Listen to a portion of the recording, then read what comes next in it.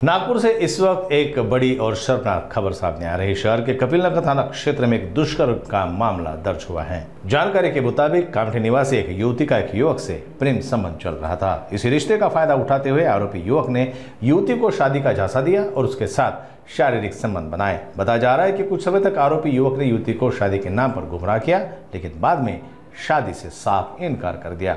इसके बाद पीड़िता ने हिम्मत दिखाते हुए कपिलनगर पुलिस थाने में आरोपी के खिलाफ दुष्कर्म का मामला दर्ज कराया। कपिलनगर पुलिस ने मामला दर्ज कर आगे की जांच शुरू कर दी है। यामध्ये एक मुलगी आहे 26 वर्षाची, तिचं राहणं नवीन कामठीमध्ये आहे। तिचा बॉयफ्रेंड जो होता त्याचं नाव आहे प्रशांत अनिल मराठे, तो पण नवीन कामठीच आहे। त्यांचे मागील 2 वर्षापासून प्रेम प्रकरण होतं आणि या प्रेम प्रकरणामधून सदरचा जो आरोपी आहे याने तिला लग्नाचे आमिष दाखवून तिच्या इच्छेविरुद्ध शारीरिक संबंध प्रस्थापित केले।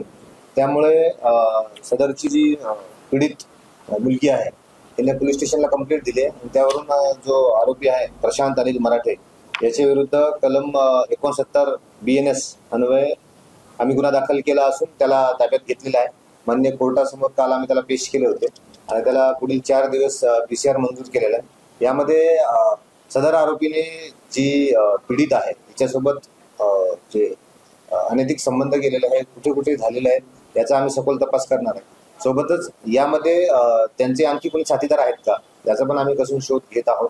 सोबतच त्याने लग्न करण्याचे आमिष दाखवण्याचं काय कारण होते याचा पण आम्हाला तपास करणे आहे। एकंदरीतच सध्या आमचा तपास जो आहे प्राथमिक लेवलवर सुरू आहे आणि याच्यानंतर एक 2-3 दिवसानंतर यामध्ये आणखी काही गोष्टी रिव्हील होऊ शकतात, तर ते मी आपल्यासोबत शेअर करतो। माझं याद्वारे आपल्या नागरिकांना आव्हान आहे किंवा खास करून मुलींना आव्हान आहे की असे जर कोणी करत असतील तर तात्काळ पोलीस स्टेशनला कंप्लेंट द्यावी आणि न घाबरता किंवा जे कोणी म्हणजे बॉयफ्रेंड्स असतील किंवा जे कोणी असतील की त्यांना लग्नाचे आमिष दाखवतात आणि जबरदस्ती शारीरिक संबंध ठेवतात, परंतु लग्न करत नाही किंवा मग त्यांना दमदाटी करतात, ब्लॅकमेल करतात, असे काही प्रकार असेल तर तात्काळ पोलीस स्टेशन जे कोणते जवळ पोलीस स्टेशन आहे त्यांच्यासोबत संपर्क करायचा। यामध्ये अजिबात घाबरायचे कारण नाही आणि यामध्ये पोलीस प्रशासन एकदम सख्तपणे जे आरोपी आहेत यांच्यावर कारवाई करत आहेत।